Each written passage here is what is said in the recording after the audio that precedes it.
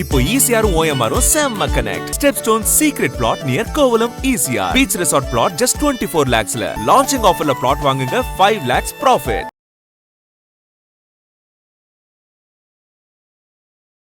இப்போ அவர் அடிக்க வராரு, ஒரு கை ஓங்குறாரு அப்படின்னாலே ஒரு பயம் வந்துடும். ஈவன் அந்த பயமே ஒரு மென்டல் ஹாரஸ்மெண்ட் தான். நிறைய வழக்குகள்லாம் பார்த்தீங்கன்னா பெண்கள் வந்து சொல்லும்போது சொல்லுவாங்க, மேடம் எனக்கு அவர் வீட்டுக்குள்ளார வராருனாலே எனக்கு பயமாக இருக்கும். ஒரு பிளேட் நான் கீழே விழுந்துருச்சு அப்படின்னா உடனே கத்திக்கிட்டு என்கிட்ட ஓடி வருவார். அவரோட சத்தத்தை கேட்டாலே எனக்கு பயமாக இருக்கும். மென்டல் ஹாரஸ்மெண்ட்டாக இருக்கலாம். அவங்கள பயமுறுத்துறது, அவங்கள வந்து இதை நீ பண்ணக்கூடாது, அதை நீ பண்ணக்கூடாதுன்னு அவங்கள வந்து ஒரு கண்ட்ரோல்டாக வச்சுருக்கிறது, இது மென்டல் ஹாரஸ்மெண்ட். எமோஷனல் ஹாரஸ்மெண்ட்டு, நீ இப்படி பண்ணினா நான் அப்படி பண்ணிவிடுவேன், நீ இதை செஞ்சினா நான் இதை செஞ்சிடுவேன், இந்த மாதிரி பண்ணினா வீட்டை விட்டு வெளியில் அனுப்பிடுவேன், இந்த மாதிரி செஞ்சினா குழந்தைய கூட்டிகிட்டு நான் வெளியில் போயிடுவேன், இந்த மாதிரியான எமோஷனல் த்ரெட் பண்ணுறது. இப்போ வந்து லிவ் இன் ரிலேஷன்ஷிப்பில் இருப்பாங்க, ஸோ அங்கே ஒரு வயலன்ஸ் நடக்குது, அது டொமஸ்டிக் வயலன்ஸ் கீழே வருமா? கண்டிப்பாக இப்போ டொமஸ்டிக் வயலன்ஸ் ஆக்டுக்குள்ள லிவ் இன் ரிலேஷன்ஷிப்பில் இருக்கிறவங்களையும் கவர் பண்ணுவாங்க. அது வந்து ரீசன்ட் ஜட்மெண்ட்ஸ்ல எல்லாம் அதை வந்து அக்செப்ட் பண்ணியிருக்காங்க. இப்போ லிவ் இன் ரிலேஷன்ஷிப் அப்படின்னா என்னன்னா, ரெண்டு பேரும் ஆஸ் ஹஸ்பண்ட் அண்ட் ஒய்ஃப், என்னால் இவர் வேணான்னு இது வீட்டை விட்டு வெளியில் வந்துடும். அது போய் ஒரு ஹாஸ்டலில் தங்கியிருக்கும். இந்த ஹஸ்பண்ட் என்ன பண்ணுவாருன்னா, டெய்லி போய் அந்த ஹாஸ்டல் கீழே நின்று பயங்கரமாக கலாட்டா பண்ணுவார். அங்கே இருக்கிறவங்களுக்குலாம் இவளை வெளியில் அனுப்புங்க அப்படி இப்படின்னு. ஸோ அது ஒரு பெரிய ஹாரஸ்மெண்ட் அந்த பொண்ணுக்கு. அப்போ அந்த பொண்ணு என்ன பண்ணலான்னா, அங்கே ப்ரொடெக்ஷன் கேட்கலாம். என் ஹஸ்பண்ட் வந்து நான் வேலை பார்க்குற இடத்துக்கோ இல்லை நான் தங்கி இருக்கிற இடத்துக்கோ வந்து என்ன எதுவும் பேசக்கூடாது, எனக்கு வந்து இது என்ன ஹாரஸ் பண்ணுது, இது என்ன வந்து மென்டலி வந்து கஷ்டப்படுத்துது, அதனால் அந்த இடத்துல வந்து கேட்கக்கூடாதுன்னு ப்ரொடெக்ஷன் ஆர்டர் கேட்கலாம். நான் வந்து கேட்டேன், என்னடா திருப்பி ஏதாவது ட்ரை பண்ண முடியுமான்னு பாருங்களேன், லவ் பண்ணி கல்யாணம் பண்ணியிருக்கீங்க, இப்போ நீங்கள் வேண்டான்னு சொல்கிறீங்க, நீங்கள் சொல்கிற விஷயங்கள் எல்லாம் இருக்குது, இதெல்லாம் நம்ம அவனை கூப்பிட்டு அட்வைஸ் பண்ண முடியுமா, கண்டிஷன்ஸ் கொடுத்துப்பா இதெல்லாம் நீ பண்ணாதுன்னு சொல்ல முடியுமா? ஸோ அப்போ அந்த பொண்ணுக்கு வந்து என்னென்னா, டக்குன்னு வந்துருச்சு, அவங்க அப்பா பக்கத்தில் இருக்காரு, டக்குன்னு வந்துருச்சு. அந்த பொண்ணு என்னென்னா, அப்படி இல்லை மேடம், செக்ஷுவலாக எனக்கு ஒரு ப்ராப்ளம் இருக்குது அப்படின்னாங்க. என்ன உங்களுக்கு ப்ராப்ளம் ஏதாவது இருக்கா? இல்லை அப்படி இல்லை, அவர் எப்படின்னா அவருக்கு என்னன்னைக்கெல்லாம் செக்ஷுவலாக ஒரு விஷயம் வேணுங்கிறாரோ அப்போல்லாம் வந்து என்கிட்ட வராரு, நான் போய் இன்னைக்கு நம்ம பேசலாம் அப்படின்னு சொல்லி நம்ம பக்கத்தில் உட்காந்தோம்னா நான் ரொம்ப டயர்டாக இருக்கேன் நீ தள்ளி போன்னு சொல்கிறாரு.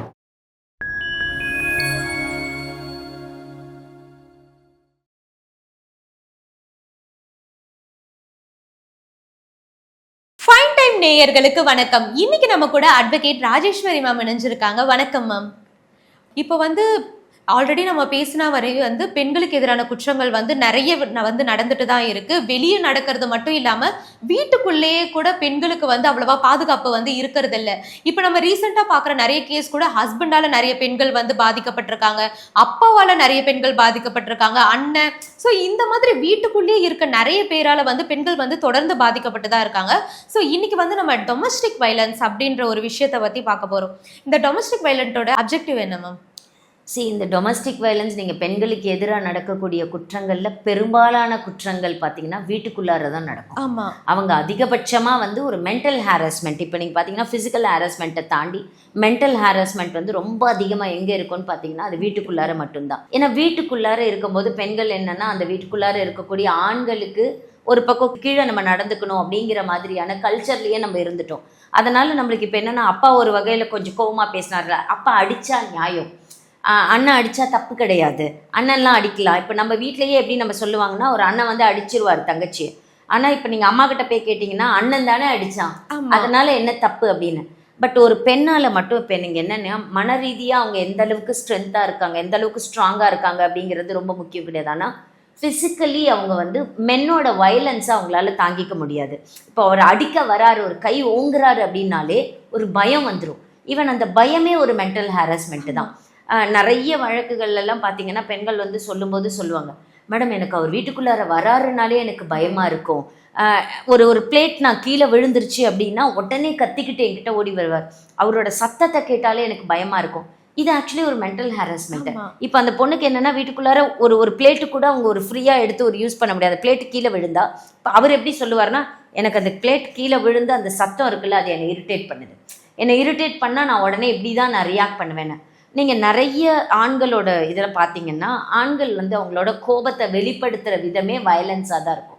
இப்போ பெண்களுக்கு அப்படி கிடையாது. இப்போ நீங்கள் பெண்களுக்கு வந்து ஒரு ஆதங்கம் இருக்குது, ஒரு கோபம் இருக்குது அப்படின்னா முதல்ல அழுவாங்க, முதல்ல வேகமாக அழ ஆரம்பிச்சிருவாங்க, அவங்க கண்ணீர் ஃபஸ்ட்டு வந்துடும். ஆனால் ஆண்களுக்கு வந்து முதல் கோபத்தை அவங்க எப்படி காட்டுவாங்க அப்படின்னா, அவங்க உடனே அடிக்க வர்றது, அந்த வயலன்ஸ் கத்துறது, திட்டுறது, இல்லைன்னா அடிக்க வர்றது, இந்த மாதிரி தான் அவங்க காட்டுவாங்க. ஸோ டொமஸ்டிக் வயலன்ஸ் அப்படிங்கிறது என்னன்னா இன்னைக்கு வரைக்குமே நம்ம சொல்கிறோம், சட்டம் இன்னைக்கு நிறைய இருக்குது. நிறைய விஷயங்கள்ல பெண்களுக்கு சாதகமாக, பெண்களுக்கு ஹெல்ப் பண்ணுற மாதிரி சட்டங்கள் வந்திருந்தா கூட வெளி வராத டொமஸ்டிக் வயலன்சஸ் எக்கச்சக்கமாக நம்ம நாட்டில் இருக்குது. ஏன்னா நிறைய பெண்களால் தனக்கு என்ன நடக்குது, தனக்கு நடக்கிறது வந்து ஒரு வயலன்ஸ் தான், தனக்கு நடக்கிறது வந்து ஒரு கொடுமை தான் அப்படின்னு அவங்களால உணரவே முடியாது நிறைய நேரங்களில். ஏன்னா நம்மளோட கல்ச்சர், நம்மளோட வாழ்க்கை முறையே எப்படி இருக்குது அப்படின்னா, இதெல்லாம் சகஜம்தான், இதை நம்ம ஏற்றுக்கிட்டு தான் போகணும், இதை நம்ம ஒத்துக்கிட்டு தான் வாழணும் அப்படிங்கிற மாதிரியான ஒரு பழக்கத்திலே இருக்கிறனால வெளியில் வர முடியறதில்ல. பட் டொமஸ்டிக் வயலன்ஸ் அப்படிங்கிறது என்னென்னா, நம்மள ஒரே கூரையின் கீழே, அதாவது ஒரே வீட்டின் கீழே வாழக்கூடிய ஒரு வாழ்க்கை முறையில் இன்னொருத்தரால், ஒரு ஆண் நபர்னால ஒரு பெண்ணுக்கு எந்த வகையான குற்றமோ, அது வந்து ஃபிசிக்கல் ஹாரஸ்மெண்ட்டாக இருக்கலாம். ஃபிசிக்கல் ஹாரஸ்மெண்ட்னா அடிக்கிறது, திட்டுறது, உதைக்கிறது, இந்த மாதிரியான விஷயங்கள், அவங்களுக்கு காயம் ஏற்படுத்துகிற வகையில் நடக்கிறது. மென்டல் ஹாரஸ்மெண்ட்டாக இருக்கலாம், அவங்கள பயமுறுத்துறது, அவங்கள வந்து இதை நீ பண்ணக்கூடாது, அதை நீ பண்ணக்கூடாதுன்னு அவங்கள வந்து ஒரு கண்ட்ரோல்டாக வச்சுருக்கிறது, இது மென்டல் ஹாரஸ்மெண்ட். எமோஷனல் ஹாரஸ்மெண்ட்டு, நீ இப்படி பண்ணினா நான் அப்படி பண்ணிடுவேன், நீ இதை செஞ்சினா நான் இதை செஞ்சிடுவேன், இந்த மாதிரி பண்ணினா வீட்டை விட்டு வெளியில் அனுப்பிடுவேன், இந்த மாதிரி செஞ்சினா குழந்தைய கூட்டிகிட்டு நான் வெளியில் போயிடுவேன், இந்த மாதிரியான எமோஷனல் த்ரெட் பண்ணுறது. ஃபினான்ஷியல் அப்யூஸை, அதாவது அவளோட சொத்தை, அவளோட நகையை நம்ம யூஸ் பண்ணுறது, இல்லை அவளோட சம்பளத்தை அவளோட அனுமதி இல்லாமல் நான் யூஸ் பண்ணுறது, இல்லை அவளோட சம்மதத்தை, அவளுக்கு பிடிக்காத ஒரு விஷயத்தை, அவளோட பணத்தை வந்து அவள் ஒரு வகையில் இன்வெஸ்ட் பண்ணணும்னு நினைக்கிறா, இல்லை இது எப்படிலாம் கிடையாது, நீ என்கிட்ட தான் கொடுக்கணும் அப்படின்னு கேட்டு அப்யூஸ் பண்ணுறது, அவளோட சொத்தை விற்கிறது, அவளை கம்பல் பண்ணி விற்க சொல்கிறது, இந்த மாதிரியான ஃபினான்ஷியல் அப்யூஸ், இது எல்லாமே உங்களுக்கு வந்து டொமஸ்டிக் வயலன்ஸ் கீழே கவர் ஆகும். இதை யார் பண்ணி இருக்கலாம் அப்படின்னா, அந்த வீட்டில் இருக்கக்கூடிய ஒரு ஆண் நபரால் தான் அவங்க பண்ணியிருக்க முடியும். அப்படி ஆண் நபரை வந்து கேட்டிருக்க முடியும். ஒரு ஆணோ இல்லது பெண்ணோ ஏதோ ஒருத்தவங்க இருக்காங்கன்னா, பட் அவங்களோட ஒன்லி ரெக்குயர்மெண்ட் என்னன்னா, அவங்க ஒரு டொமஸ்டிக் ரிலேஷன்ஷிப்குள்ளார அவங்க இருந்திருக்கணும் அப்படிங்கிறது தான் முக்கியம். எய்தர் அவங்க அப்பாவாக இருந்திருக்கலாம், அல்லது அண்ணனாக இருந்திருக்கலாம், அல்லது அவங்க ஹஸ்பண்டாக இருந்திருக்கலாம். இந்த ரிலேஷன்ஷிப் இருந்தால் மட்டும்தான் அவங்கள நீங்கள் அதுக்குள்ளார கொண்டு வர முடியும். நான் என்னோட டொமஸ்டிக் ரிலேஷன்ஷிப்லேயே இல்லை, அவங்க வெளியில் இருக்காங்க அப்படின்னா அவங்க பண்ணுறதை நீங்கள் வந்து டொமஸ்டிக் வயலன்ஸ் ஆக்ட் கீழே நீங்கள் கவர் பண்ண முடியாது அப்படிங்கிறது தான் முக்கியம். ஓகே மேம், அதே மாதிரி இப்போ நீங்கள் சொல்லும் போது, இப்போ மேரிட் கப்பிள்ஸ்க்கு, இப்போ நீங்கள் சொன்னீங்க ஃபாதர் இல்லைனா பிரதர், இப்போ வந்து லிவ் இன் ரிலேஷன்ஷிப்பில் இருப்பாங்க, ஸோ அங்கே ஒரு வயலன்ஸ் நடக்குது, அது டொமஸ்டிக் வயலன்ஸ் கீழே வருமா? கண்டிப்பாக இப்போ டொமஸ்டிக் வயலன்ஸ் ஆக்ட் கீழே லிவ் இன் ரிலேஷன்ஷிப்பில் இருக்கிறவங்களையும் கவர் பண்ணுவாங்க. அது வந்து ரீசன்ட் ஜட்ஜ்மெண்ட்ஸ்ல எல்லாம் அதை வந்து அக்செப்ட் பண்ணியிருக்காங்க. இப்போ லிவ் இன் ரிலேஷன்ஷிப் அப்படின்னா என்னன்னா, ரெண்டு பேரும் as husband and wife, okay, ஒரு மேரேஜ் அப்படிங்கிற நேச்சருக்கு கீழே இப்போ கல்யாணம் ரெஜிஸ்டர் பண்ணியிருக்க மாட்டாங்க, கல்யாணம் பண்ணியிருக்க மாட்டாங்க, ஒரு சோஷியல் மேரேஜ் நடந்திருக்காது. ஆனால் அவங்க ரெண்டு பேரும் ஹஸ்பண்ட் அண்ட் ஒய்ஃப் அப்படிங்கிற அந்த ஒரு பார்ட்னர்ஷிப் கீழே தான் அவங்க அங்கே வாழறாங்க அப்படிங்கிறத அவங்களால ப்ரூவ் பண்ணியிருக்க முடிகிற பட்சத்தில் லிவ் இன் ரிலேஷன்ஷிப்பில் இருக்கிறவங்களுக்கும் ஹாரஸ்மெண்ட் இருந்தது அப்படின்னா டொமஸ்டிக் வயலன்ஸ் ஆக்ட் கீழே அவங்க கொடுக்கலாம் அப்படிங்கிறத இப்போ கோட்டுங்க. ஓகே மேம், இப்போ வந்து இந்த டொமஸ்டிக் வயலன்ஸ் வந்து நிரூபிக்கப்படுற பட்சத்தில் என்ன மாதிரியான தண்டனைகள்லாம் கிடைக்கும்? டொமஸ்டிக் வயலன்ஸ் ஆக்ட் நிறைய பேர் இப்போ அதுதான் நினச்சிட்டு இருக்காங்க. டொமஸ்டிக் வயலன்ஸ் ஆக்ட் அப்படிங்கிறது வந்து உங்களுக்கு ஒரு விமன் வெல்ஃபேருக்காக ஏற்படுத்தப்பட்ட ஒரு ஆக்ட். அந்த சட்டமே வந்து பெண்களுக்கு பாதுகாப்பு கொடுக்கறதுக்காக, பெண்களுக்கு தேவையான நிவாரணங்களை கொடுக்கறதுக்காக ஏற்படுத்தப்பட்ட சட்டம். இனிஷியல் ஸ்டேஜில் இப்போ நீங்கள் டொமஸ்டிக் வயலன்ஸ் ஆக்ட் கீழே ஃபஸ்ட்டு கம்ப்ளைண்ட்டை வந்து 2 இடங்களில் நீங்கள் கொடுக்கலாம். ஒன்று வந்து வெல்ஃபேர் ஆஃபீஸர்னு ஒருத்தவங்க இருப்பாங்க, ப்ரொடெக்ஷன் ஆஃபீஸர்னு ஒருத்தவங்க இருப்பாங்க. அவங்கக்கிட்ட நீங்கள் நேரடியாக போய் நீங்கள் கம்ப்ளைண்ட்டை கொடுக்கலாம். நீங்கள் கம்ப்ளைண்ட் கொடுத்தீங்கன்னா அவங்க முதல்ல ப்ரிலிமினரி என்கொயரி ஒன்று நடத்துவாங்க. அவங்க முதல்ல அதர் சைடு யார் இருக்காங்களோ அவங்களுக்கு நோட்டீஸ் அனுப்பி அவங்கள கூப்பிட்டு விசாரிப்பாங்க. விசாரித்து முடிச்சுட்டு அவங்க வந்து பார்ப்பாங்க, இதில் ஆமாம் டொமஸ்டிக் வயலன்ஸ் நடந்திருக்கு, இவங்களுக்கு இந்த மாதிரியான நிவாரணங்கள் தேவைப்படுது அப்படின்னு சொன்னாங்கன்னா அவங்க அந்த என்கொயரி ரிப்போர்ட்டை கொண்டு வந்து கோர்ட்டில், இன்சிடெண்ட்டை கொண்டு வந்து கோர்ட்டில் ஃபைல் பண்ணுவாங்க. அதுக்கப்புறம் கோர்ட்லேருந்து திருப்பி விசாரணை நடக்கும். விசாரணையின் அடிப்படையில் அவங்க கேட்கலாம். என்னென்னலாம் இதில் கேட்கலாம் அப்படின்னா, தண்டனைகளுக்கு முன்னாடி அவங்க நிவாரணங்களை தான் முதல்ல இதில் கேட்கலாம். என்னென்னா, இப்போ ஃபார் எக்ஸாம்பிள் ஒரு பொண்ணுக்கும் ஒரு ஹஸ்பண்டுக்கும் ப்ராப்ளம் நடக்குது அப்படிங்கிற பட்சத்தில் அந்த வீட்டில் தான் அந்த பொண்ணு குடியிருப்பாங்க. அவர் வந்து இவங்களை அடிச்சு கடிச்சு வீட்டை விட்டு வெளியில் துரத்திடுறாரு. அந்த பொண்ணு தங்குறதுக்கு இடமே கிடையாது, இருக்கிறதுக்கு இடமே இல்லைன்னா, இதுதான் என்னோட ஷேர்டு ஹவுஸ் ஹோல்டு, இந்த வீட்டுக்குள்ளார தான் நானும் இவரும் ஒன்றா கணவன் மனைவியாக வாழ்ந்துட்டணும், எனக்கு இப்போ தங்க இடமே கிடையாது, என்னை வீட்டை விட்டு வெளியில் அனுப்பிட்டாருன்னா இந்த வீட்டுக்குள்ளார நான் தங்குறதுக்கு அனுமதி வேணும்னு அந்த நிவாரணம் அவங்க கேட்கலாம். மெயின்டெனன்ஸ் அவங்க கேட்கலாம், எனக்கு மாத ஜீவனாம்சம் கொடுங்கன்னு கேட்கலாம். குழந்தைங்களோட விசிட்டிங் ரைட்ஸ் இருந்தது அப்படின்னா 2 பேரையும் பேரண்ட் அந்த குழந்தைங்க பார்க்கறதுக்கான அனுமதி அதெல்லாம் தேவைப்படுற பட்சத்தில் அவங்க அதை கொடுக்கலாம். அதர்வைஸ் காம்பன்சேஷன் கேட்கலாம். இப்போ அவங்களுக்கு வந்து ஒரு ஃபிசிக்கலாக ஒரு இன்ஜுரி நடந்திருக்கு, இல்லை மென்டல் ஹாரஸ்மெண்ட் நடந்திருக்கு அப்படின்னா அதற்கான காம்பன்சேஷன் அவங்க கேட்கலாம். இந்த மாதிரியான நிவாரணங்களை தான் டொமஸ்டிக் வயலன்ஸ் ஆக்ட் கீழே அங்கே கேட்க முடியும். பட் டொமஸ்டிக் வயலன்ஸ் ஆக்ட் நடந்திருக்கு அப்படின்னு அந்த கோர்ட்டில் தீர்மானமாக முடிவாயிருக்கு அப்படிங்கிற பட்சத்தில் நடந்த குற்றங்களுக்காக அதுக்கப்புறம் எஃப்ஐஆர் லான்ச் பண்ணி அவங்க மேலே அது வந்து கிரிமினல் கேஸு. இப்போ டொமஸ்டிக் வயலன்ஸ் ஆக்ட் அப்படிங்கிறது என்னென்னா அது கிரிமினல் கோர்ட்டில் தான் நடக்கும், ஒரு மேஜிஸ்ட்ரேட் கோர்ட்டில் தான் நடக்கும். பட் அதில் நிவாரணங்களை தான் நீங்கள் அதிகமாக கேட்க முடியும். உங்களுக்கு என்ன நிவாரணம் வேணும், எனக்கு ப்ரொடெக்ஷன் வேணும். இப்போ ஃபார் எக்ஸாம்பிள் அந்த கேஸில் நிறைய பேர் என்னென்னா இந்த மெயின்டெனன்ஸ் கேட்கலாமா, ஹவுஸ் ஹோல்டு கேட்கலாமா, இதெல்லாம் தான் யோசிச்சுட்டு இருக்காங்க.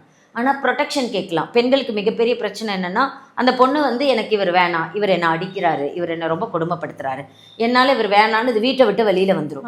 அது போய் ஒரு ஹாஸ்டலில் தங்கியிருக்கும். இந்த ஹஸ்பண்ட் என்ன பண்ணுவாருன்னா டெய்லி போய் அந்த ஹாஸ்டல் கீழே நின்று பயங்கரமாக கலாட்டா பண்ணுவார்.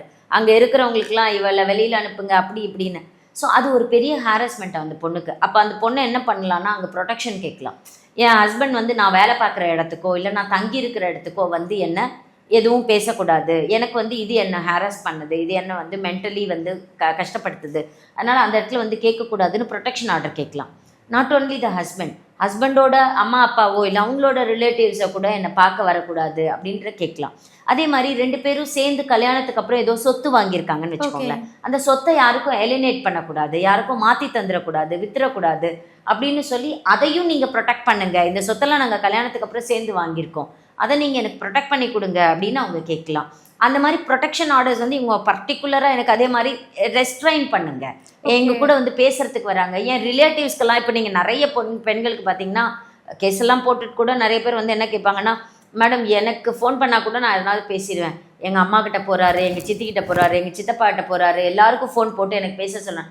அவங்களுக்குலாம் வந்து உண்மையிலேயே அங்கே என்ன நடந்ததுன்னு தெரியாது. பட் அவங்க காமனாக எப்படி அட்வைஸ் பண்ணுவாங்க அப்படின்னா ஃபோன் போட்டு இதெல்லாம் நடக்கிறது தான், உங்கள் சித்தப்பா பண்ணலையா, உங்கள் அப்பா பண்ணலையா, நீ இதை பண்ணனா, இதுவே அந்த பொண்ணுக்கு வந்து கோத்ரூ பண்ண முடியாத மாதிரி இருக்கும். அப்போ அதுக்கும் நீங்கள் ப்ரொடெக்ஷன் கேட்கலாம். அப்புறம் என்ன பண்ணுவாங்க, இந்த வாட்ஸ்அப்பில் ஸ்டேட்டஸில் மெசஞ்சரில் அதெல்லாம் வந்து மெசேஜஸ் போட்டு இந்த பொண்ணை பற்றி அங்கே ஏதாவது சொல்கிறது, அப்புறம் அவங்க ஃப்ரெண்ட்ஸுக்கெல்லாம் வந்து ஸ்டோரிஸில் அனுப்புறது, இந்த மாதிரிலாம் நிறைய பண்ணுவாங்க. இதெல்லாம் பண்ணக்கூடாது. எனக்கு வந்து கேஸ் முடிகிற வரைக்குமோ இல்லை விசாரணை நடந்துட்டு இருக்க வரைக்குமோ இந்த மாதிரியான மெசேஜஸ்லாம் எதுவும் பண்ணக்கூடாதுன்னு அந்த மாதிரி ப்ரொடெக்ஷன் ஆர்டர் எல்லாமே அவங்க கேட்கலாம். இது என்ன எனக்கு நிவாரணம் வேணும், எனக்கு உண்மையிலேயே ஒரு பொண்ணு கஷ்டப்படுறான்னு வச்சுக்கோங்களேன், அவளுக்கு ஒரு தேவை இருக்கும்ல, ஐயோ மேடம் என்னை முதல்ல இதுலேருந்து என்னை காப்பாற்றி விடுங்க, அவர் என்னை வந்து தொந்தரவு பண்ணாமல் இருக்க சொல்லுங்கன்னு கேட்பாங்கல்ல. அதுவே ஒரு பெரிய நிறைய வீடுகள் என்னென்னா, நான் ஒரு கேஸில் பார்த்தேன், அந்த பொண்ணு என்னென்னா என்னை கொஞ்சம் நாளைக்கு விட்டுருங்க, எனக்கு நீங்கள் உங்களால் என்னால் உங்கள் கூட இருக்க முடியலன்னு. ஆனால் அவங்க வீட்டை விட்டு வெளியில் போகல, அந்த வீட்லேயே இன்னொரு ரூமில் தான் அவங்க தங்கியிருக்காங்க, இவர் ஒரு ரூமில் தங்கியிருக்காரு. பட் அந்த பொண்ணை வந்து இவர் டெய்லி போயிட்டு செக்ஷுவலாக வந்து அவங்கள டென்ஷன் பண்ணிகிட்டே இருக்காங்க, அவங்கள வந்து செக்ஷுவல் ஃபேவருக்காக அவங்க கேட்டது. அப்போ அவங்க வந்து என்ன கேட்குறாங்கன்னா, எனக்கு இதை நான் என்ன பண்ணுறது, எனக்கு வெளியில் போனால் தங்குறதுக்கு இடம் கிடையாது, நான் அதே வீட்டில் தான் தங்கியிருக்கேன், பக்கத்து ரூமில் தான் அவர் இருக்கார், அவர் எப்போ வேணால் அந்த ரூம்குள்ளார வரலாம், அங்கே தான் சுற்றிட்டு இருப்பார் அவர். அப்போ ஆனால் திடீர்னு என்னை வந்து ஹக் பண்ண வராரு, திடீர்னு வந்து என்ன கையை பிடிக்கிறாரு. அப்போ நான் என்ன கேட்கணும், இதுக்கும் நீங்கள் ப்ரொடெக்ஷன் கேட்கலாம். என்னை வந்து செக்ஷுவலாக எனக்கு என் கூட எந்த விதமான இதையும் அவர் இப்போ வச்சுக்கக்கூடாது, ஏன்னா அதை ஏற்றுக்கிற மனநிலையில் நான் இப்போ இல்லை அப்படிங்கிறதுக்கும் நீங்கள் ப்ரொடெக்ஷன் ஆர்டர் கேட்கலாம். இதெல்லாம் இந்த நிவாரணங்களை தான் டொமஸ்டிக் வயலன்ஸ் ஆக்ட் கீழே கேட்க முடியும். அந்த கோர்ட்டு கீழே அந்த இடத்துல நீங்கள் வந்து அவர் தண்டிங்க அப்படின்னு சொல்லி அந்த ஆக்ட் கீழே நம்ம அதாவது அவருக்கு நீங்கள் பனிஷ்மெண்ட் ஜெயில் இம்ப்ரிசன்மெண்ட் கொடுங்க அப்படின்னு கேட்க முடியும். ஸோ இதில் டொமஸ்டிக் வயலன்ஸ் வந்து இந்த இம்ப்ரிசன்மெண்ட்லாம் இல்லையா மேம், இந்த ஜெயில் தண்டனை? அது வந்து நீங்கள் இப்போ 498A நீங்கள் போலீஸ் ஸ்டேஷனில் ஒரு கம்ப்ளைண்ட் கொடுப்பீங்க, அது criminal case, pure criminal case. இப்போ நீங்கள் போலீஸ் ஸ்டேஷனில் ஒரு கம்ப்ளைண்ட் கொடுக்குறீங்க அப்படின்னா அங்கே என்ன பண்ணுவாங்க, விசாரணை நடத்தி முடிச்சு கோர்ட்டுக்கு கேஸ் நடத்தி அவருக்கு தண்டனை கொடுப்பாங்க. பட் டொமஸ்டிக் வயலன்ஸ் ஆக்டை பொறுத்த வரைக்கும் பார்த்தீங்கன்னா அது பெண்களுக்கான நிவாரணங்கள் கொடுக்கறதுக்காக ஏற்படுத்தப்பட்ட ஒரு சட்டம். அப்போ அவங்களுக்கு என்ன நிவாரணங்கள் தேவையோ அந்த நிவாரணங்கள், அதை தண்டிப்பதற்கான சட்டம் அது கிடையாது, அவங்களுக்கு நிவாரணங்கள் கொடுக்கறதுக்கான சட்டம். உங்களுக்கு என்னென்ன நிவாரணங்கள் வேணுமோ அதை நீங்கள் அங்கே கேட்டுக்கலாம். அவரை தண்டிக்கணும்னு நினச்சிங்கன்னா போலீஸ் ஸ்டேஷனில் நீங்கள் கம்ப்ளைண்ட் கொடுத்து அவர் ஜெயிலுக்கு அனுப்பணும்னா, ஒருவேளை டொமஸ்டிக் வயலன்ஸ் ஆக்டில் ஆர்டர் ஆகிடுச்சு, அவங்க டொமஸ்டிக் வயலன்ஸ் நடந்ததாக வந்து அங்கே தீர்ப்பாயிடுச்சு அப்படின்னா அதுக்கு அடுத்த கட்டமாக தான் நீங்கள் அவரை தண்டிக்கிறதுக்கான விஷயங்கள் போகணும். பட் டொமஸ்டிக் வயலன்ஸ் ஆக்ட் கீழே நீங்கள் அப்படி ஒரு கம்ப்ளைண்ட்டை ஒரு மேஜிஸ்ட்ரேட் கோர்ட்டில் நீங்கள் நடத்துறீங்க அப்படின்னாலோ இல்லை ப்ரொடெக்ஷன் ஆஃபீஸர்கிட்ட கொடுக்குறீங்கனாலோ அங்கே நீங்கள் நிவாரணங்களை தான் கேட்க முடியும். Okay ma'am. அதே மாதிரி வந்து இப்போ கோர்ட்ல வந்து இது டொமஸ்டிக் வைலன்ஸ் அப்படின்னு நிரூபிக்கிறதுக்கு வந்து கோர்ட் எந்த மாதிரியான எவிடன்ஸ்லாம் கேட்கும்? இதுவுமே நான் அதான் சொல்கிறேன். எவிடன்ஸ் ஃபஸ்ட்டு திங் வந்து ஓரல் எவிடன்ஸ். ஓரலாக அந்த பொண்ணு என்னென்ன சொல்கிறாங்கன்னு இவங்க ஓரலாக சொல்கிற விஷயங்களை வந்து அவங்க வந்து சப்ஸ்டன்ஷியேட் பண்ணணும், என்னென்ன எவிடன்சஸ் இருக்குன்னு. இப்போ ஃபார் எக்ஸாம்பிள் ஒரு இன்ஜுரி நடந்திருக்கு அப்படின்னா அந்த இன்ஜுரி ஏதாவது ஃபோட்டோ, சில பேர் அடிச்சிருப்பாங்க, அடித்ததை வந்து ஃபோட்டோ எடுத்து வச்சுருந்துருப்பாங்க, அந்த மாதிரி ஃபோட்டோஸ் இருந்தால் அதை கொடுக்கலாம். இல்லை அந்த மாதிரி நிறைய பேர் என்னென்னா அடிச்சிருப்பாரு, காதில் ஏதாவது ஜம்பு கிழிஞ்சிருக்கும், இல்லை கழுத்தை பிடிச்சி நெரிச்சிருந்திருப்பாரு, அதில் ஒரு காயம் ஏற்பட்டிருக்கும், இதுக்கு ட்ரீட்மெண்ட் எடுத்திருப்பாங்க, அந்த ட்ரீட்மெண்ட் எடுத்த ரிப்போர்ட்ஸ் எல்லாம் இருந்தால் அதெல்லாம் கொடுக்கலாம். ஸோ உங்களுக்கு இப்போ சப்ஸ்டான்ஷியேட் பண்ண என்ன நடந்தது அப்படிங்கிறதுக்கு உங்ககிட்ட என்னென்ன அடிஷ்னல் எவிடன்சஸ் இருக்கோ அதை எல்லாமே நீங்கள் கொடுக்கலாம். இப்போ ஒரு கேஸில் வந்து எனக்கு ஒரு பொண்ணுக்கு வந்து அந்த பொண்ணுக்கு அடிச்சிருக்காங்க, காயமெல்லாம் ஆகிற அளவுக்கு அவர் அடிச்சிருக்காரு. பட் அந்த பொண்ணுக்கிட்ட எந்த மாதிரியான ஃபோட்டோஸ் அதெல்லாம் எதுவுமே இல்லை. ஆனால் ஒரு பாயிண்ட்ல என்ன, அந்த அடித்தப்போ அவங்க அக்காவுக்கு வந்து அவங்க ஃபோன் பண்ணுறாங்க, வீடியோ கால் எடுக்கிறாங்க. அவங்க அக்காவுக்கு வீடியோ கால் எடுத்து இந்த மாதிரி, ஆனால் அவங்க வந்து அடித்ததா சொல்லலை, அவங்க கேஷுவலாக பேசுகிறாங்க, அடித்ததை மறைச்சி தான் அவங்க பேசுகிறாங்க. ஆனால் அவங்க ஃபேஸ் வந்து வீங்கி இருக்குங்கிறது அவங்க ஃபோனில் தெரியுது. அவங்க வந்து என்ன நடந்தது, ஃபேஸெல்லாம் ஒரு மாதிரி இருக்குன்னா அவங்க அதெல்லாம் எதுவும் இல்லை அப்படிங்கிறாங்க. ஆனால் அந்த வீடியோ காலில் அவங்க பேசிகிட்டு இருக்கும்போதே அவங்க ஃபேஸில் காயமெல்லாம் இருக்குது, அடிச்சிருக்காருங்கிறது நல்லா இங்கே எல்லாம் கண்ணி இருக்குங்கிறது தெரிஞ்சுது. ஸோ அதுவே கூட ஒரு எவிடன்ஸாக வந்து ப்ரொடியூஸ் பண்ணலாம் நம்ம. ஸோ அது சில சமயங்கள் என்னென்னா அந்த சேலரி இருக்கும், சேலரியை வந்து ஃபுல்லாக அவங்களுக்கு ட்ரான்ஸ்ஃபர் பண்ணியிருப்பாங்க, அவர் இன்வெஸ்ட் பண்ணுறதுக்காக பண்ணியிருந்திருப்பாங்க, இல்லை சேலரியில் வந்து ஏதாவது ஒரு ப்ராப்பர்ட்டிஸ் வாங்கி அவர் பேரில் எழுதியிருந்திருப்பார், அப்போது அக்கௌண்ட்டில் நீங்கள் ட்ரான்ஸ்ஃபர் பண்ணியிருக்கீங்க. சில கேசஸ்லலாம் எனக்கு அந்த பொண்ணுங்க கொடுத்துருக்காங்க, சேலரி வந்து 30ஆம் தேதி அந்த பொண்ணுக்கு கிரெடிட் ஆச்சுன்னா 30ஆம் தேதி நைட் அப்படியே ஹஸ்பண்ட் அக்கௌண்ட்டுக்கு மொத்தமாக மாற்றிருப்பாங்க அந்த சேலரியை. அப்போ அவங்களோட ஸ்டேட்மெண்ட் ஆஃப் அக்கௌண்ட்ஸ் அதுலேயே ட்ரான்ஸ்ஃபர் ஆகிருக்கு அப்படிங்கிறத அவங்க கொடுக்கலாம். இல்லை நாங்கள் வாட்ஸ்அப் சேட்டில் இப்போது ஹஸ்பண்ட் அண்ட் ஒய்ஃபும் சேட் பண்ணிகிட்ருப்பாங்க, நான் எத்தனை தடவை சொல்கிறேன், நான் அடிக்கிறத மட்டும் நீ செய்யாதேன்னு நான் எத்தனை தடவை சொல்லியிருக்கேன் அப்படின்னு, நான் இந்த ஒரு தடவை அடிச்சிட்டேன், இதுக்கப்புறம் நீ நான் பண்ண மாட்டேன் அப்படின்னு அவர் சாரி கேட்டு கூட மெசேஜ் பண்ணியிருப்பாரு. அதையும் பின்னாடி அதையும் கூட அவங்க வந்து ஒரு எவிடன்ஸாக வந்து ப்ரொடியூஸ் பண்ணலாம். ஸோ உங்கள் கையில் இப்போ என்ன நடந்திருக்குன்னு ஒரு கதை இருக்கும்ல, எந்த மாதிரியான குற்றம் உங்களுக்கு நடந்திருக்கு, என்ன மாதிரியாக நீங்கள் பாதிக்கப்பட்டிருப்பீங்கன்னு உங்களுக்கு ஒரு விஷயம் இருக்கும்ல, அந்த பாதிக்கப்பட்ட விஷயத்துக்கு நீங்கள் அடிஷ்னலாக நீங்கள் கையில் என்ன வச்சுருக்கீங்களோ அது எல்லாமே நீங்கள் உங்களோட அலிகேஷன்ஸை வந்து சப்ஸ்டான்ஷியேட் பண்ண நீங்கள் கொடுக்கலாம். Okay ma'am. அதே மாதிரி வந்து உங்கள் எக்ஸ்பீரியன்ஸில் வந்து நீங்கள் எத்தனையோ கேசஸ் வந்து பார்த்துருப்பீங்க. ஸோ அதில் வந்து இந்த கேஸ் வந்து ரொம்ப எக்ஸ்ட்ரீமாக இருந்துச்சு, நான் இமேஜின் பண்ண முடியாத அளவுக்கு இருந்துச்சு அப்படின்னா எந்த கேஸ் சொல்லுவீங்க? மேக்ஸிமம் கேசஸில் நாங்கள் எப்போ வந்து அது எக்ஸ்ட்ரீம் அப்படின்னு நான் பார்ப்பேன் அப்படின்னா அது வந்து ஃபிசிக்கல் இன்ஜூரிஸ் இருக்கும்போது தான். இந்த மென்டல் ட்ராமாஸ் இருக்குல்ல, இப்போ இந்த மென்டலாக எனக்கு வந்து ஒரு ஹாரஸ்மெண்ட் இருக்குது அப்படிங்கிறத நான் அது வந்து ஒவ்வொரு பெண்ணுக்கும் வேறுபடும். இப்போ எனக்கு வந்து பிடிக்காத ஒரு விஷயம் அப்படிங்கிறது நிறைய பேர் என்னென்னா, என் ஹஸ்பண்ட் வந்து ஃப்ரெண்ட்ஸை பார்க்க போகிறாரு அப்படிங்கிறதே எனக்கு மென்டல் ட்ராமா. சாட்டர்டே ஆனால் ஒரு ஃப்ரெண்ட்ஸை பார்க்க போகிறாருங்கிறது அப்படின்னு சில பெண்கள் சொல்லுவாங்க. எனக்கு வந்து சாட்டர்டே ஆனால் என் கூட ஸ்பெண்ட் பண்ணணும்னு நினைக்கிறேன், அவர் என்னை விட்டு எல்லாம் போகிறாருல, அது வந்து எனக்கு மென்டல் ட்ராமான்னுவாங்க. ஒரு சில பெண்கள் வந்து அவர் பாட்டுக்கு ஒரு ஃப்ரெண்ட்ஸுக்கு போயிட்டு வரதெல்லாம் எனக்கு ஒன்றும் பிரச்சனை கிடையாது மேடம், ஆனால் அவர் வந்து மாதம் ஆனால் எனக்கு ஒரு 30,000 ரூபாய் என் செலவுக்கு, வீட்டு செலவுக்குன்னு என் கையில் கொடுத்துடணும், அதை அவர் கொடுக்காம சுற்றுறது, அப்போ இவங்களுக்கு வந்து மென்டல் ட்ராமாங்கிறது வேறு. ஸோ மென்டல் ட்ராமா ஒவ்வொரு பெண்களுக்கும் மாறுபடும். ஆனால் அந்த ஃபிசிக்கல் ட்ராமா இருக்குல்ல, அது எல்லாருக்கும் ஒரே மாதிரி தான். ஒரு அடி, அதாவது ஒரு நம்மளை விட வலிமையான ஒரு நபர், நம்மளை விட ஒரு எப்போவுமே பெண்களை விட ஆண்கள் கொஞ்சம் ஃபிசிக்கலி ஸ்ட்ராங்காக இருக்க மாதிரி இருக்கும். வலிமையான ஒரு நபர் ஒருத்தர் அடிக்கிறாரு, காயப்படுத்துகிறாரு அப்படின்னா அதுதான் வந்து ரொம்ப ஒரு ஹையஸ்ட், ஒரு எக்ஸ்ட்ரீம் கஷ்டம் அப்படின்னு நான் நினைக்கிறேன். எனக்கு ஒரு கேஸில் வந்து ரொம்ப ரீசெண்டாக வந்தாங்க அவங்க பாவம் எனக்கு வந்து வரும்போது ஃபோன் பண்ணாங்க, எனக்கு இந்த மாதிரி ரொம்ப என்னை அடிச்சிட்டாரு, எனக்கு ரொம்ப காயமாயிடுச்சு அப்படின்னு. இப்போ நான் பேசுகிறதுக்கு அவங்க பதில் சொல்ல மாட்டேங்கிறாங்க. எனக்கு அவங்க வந்து நடந்த விஷயத்தையே சொல்லிக்கிட்டு இருக்காங்க. நான் வந்து ஓகேங்க நீங்கள் எங்கே இருக்கீங்கன்னு கேட்குறேன், அது உங்களுக்கு கேட்கல. எனக்கு வந்து ஒரு டவுட்ஃபுல்லாக இருந்தது, ஏன்னா இந்த அம்மா வந்து நம்ம இத்தனை தடவை பேசிக்கிட்டே இருக்கோம், அவங்க பேசிக்கிட்டே இருக்காங்க, ஆனால் நான் பேசுறதுக்கு பதில் சொல்லலை. இப்போ எனக்கு ஒரு டவுட்ஃபுல்லாக இருந்தது. முதல்ல அவங்க அட்ரஸ் எல்லாம் அனுப்புங்கன்னு மெசேஜ் பண்ண அவங்க அட்ரஸ் அனுப்பு. நான் முதல்ல ஒரு ஜூனியரை போய் என்ன நடந்திருக்குன்னு பார்த்துட்டு வாங்க. போனதுக்கப்புறம் தான் தெரிஞ்சு அந்த ஹஸ்பண்ட் வந்து அடிச்சு இந்த காதில் வந்து அவங்களுக்கு அந்த ரத்தம் வந்துகிட்டு இருக்கு, இந்த காதுக்குள்ளார ஏதோ ஒரு டேமேஜ் ஃபிசிக்கலாக அவங்க ஃபோன் வச்சு பேசிக்கிட்டு இருக்காங்க இல்லையா, அவங்களுக்கு நான் பேசுகிறதே அவங்களுக்கு கேட்கல. அப்போது அது கூட அவங்களுக்கு உணர முடியலன்றது தான். அப்போ எந்த அளவுக்கு அவங்க ஒரு வலி அவங்க வந்து வேதனையை உணர்ந்திருப்பாங்க அப்படிங்கிறது தான் யோசிக்க வேண்டிய விஷயம். இதெல்லாம் நாங்கள் ஒரு எக்ஸ்ட்ரீம் ஸ்டேஜாக பார்க்குறோம். இன்னொரு பக்கம் பார்த்திங்கன்னா இந்த செக்ஷுவல் ஹாரஸ்மெண்ட்ஸ் அது வந்து இப்போ என்னென்னா ஒரு கணவன் மனைவிக்குள்ளார இப்போ என்னென்னா சில ஹஸ்பண்ட்ஸ் எல்லாம் சொல்லி நான் பார்த்துருக்கேன். நான் உனக்கு ஹஸ்பண்டு, நீ எனக்கு ஒய்ஃப் இல்லையா, நான் கேட்டால் நீ செஞ்சு தான் ஆகணும். ஓகே, நான் வந்து இன்னைக்கு நீ என் கூட இருக்கணும்னு நான் நினச்சேன்னா நீ இருந்து தான் ஆகணும்னு. பட் அந்த செக்ஷுவல் விஷயங்களை பொறுத்த வரைக்கும் அந்த பெண்களுக்கு சில நாள் பிடிக்காம இருக்கலாம், சில நாள் அவங்களுக்கு இதில் உடன்பாடு இல்லாமல் இருக்கலாம். ஆனால் அவங்களுக்கு உடன்பாடு இல்லாத சில நாட்களில், அவங்களுக்கு பிடிக்காத சில நாட்களில் அவங்கள நிர்பந்திச்சு அவங்கள நீ இருந்து தான் ஆகணும். உடனே என்னென்னா அடுத்த செகண்ட் பேசுவாங்க, நீங்கள் வந்து நீ என் கூட இருக்கலை அப்படின்னா அப்போ என்ன நினச்சிட்ருக்க நீ மனசில், வேறு ஏதாவது இருக்கா உனக்கிட்ட நினைப்பு. இப்போ எனக்கு இன்றைக்கி ரொம்ப டயர்டாக இருக்கேங்க, என்னால் இன்னைக்கு எனக்கு இதில் உடன்பாடு இல்லை, என்னால் செய்ய முடியாது, எனக்கு இதில் இன்னைக்கு இஷ்டம் இல்லை அப்படின்னு சொன்னால் அதை ஏற்றுக்கிற மனப்பக்குவம் இல்லாமல், அதை ஒத்துக்கிற மனப்பக்குவம் இல்லாமல் சில ஹஸ்பண்ட்ஸ் வந்து அதையே தப்பாக திரிச்சு பேசுவாங்க. உனக்கு அப்போ வேறு ஏதோ இருக்குது போல இருக்குது, நீ வெளியில் போயிட்டு வந்திருக்க, அப்போ உனக்கு வேறு யாரு கூடயோ ரிலேஷன்ஷிப் இருக்குது போல இருக்குன்னு.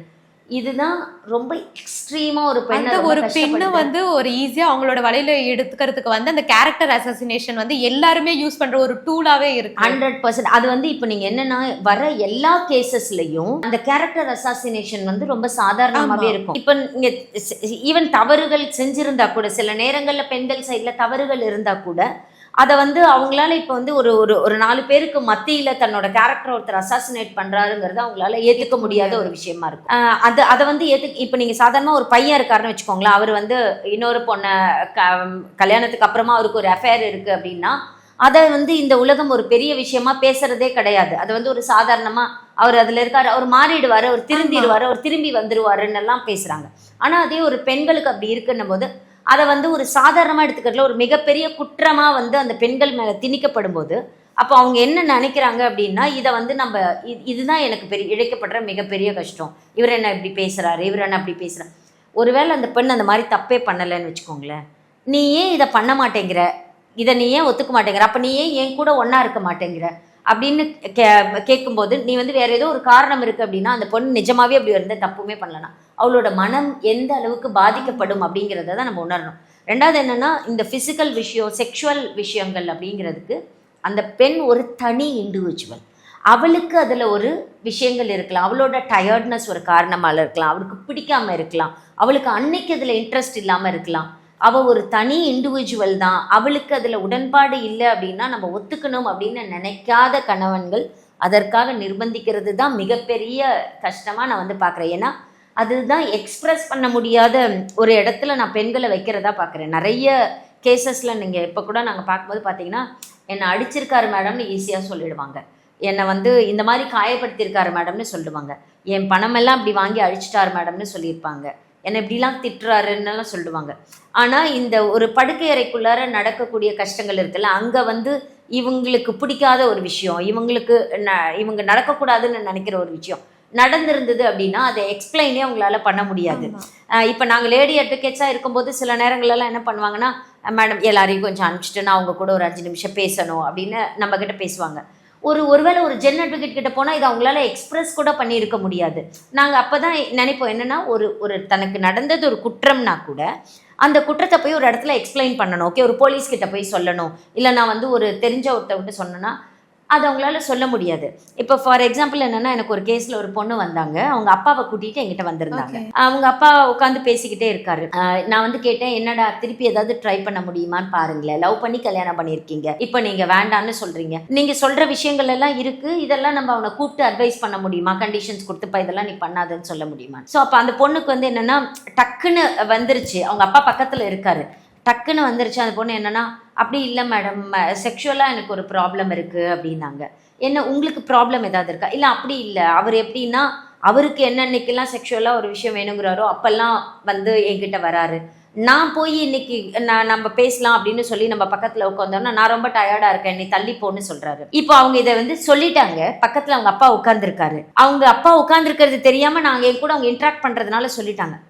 டக்குன்னு அவங்களோட ஃபேஸ் அவங்க அப்பா பக்கத்தில் உட்காந்துருக்காருங்கிறத அவங்க ரியலைஸ் பண்ண உடனே அவங்க டோட்டலி மாறிட்டாங்க. அவங்களுக்கு வந்து உடனே கண்ணிலேருந்து தண்ணி வந்துச்சு. ஐயோ அப்பா முன்னாடியே நம்ம இதை பேசிட்டோம், அப்பா நம்மளை பற்றி என்ன நினைப்பாரு, நம்மளை பற்றி ஏதோ தப்பாக நினச்சிடுவாரோ.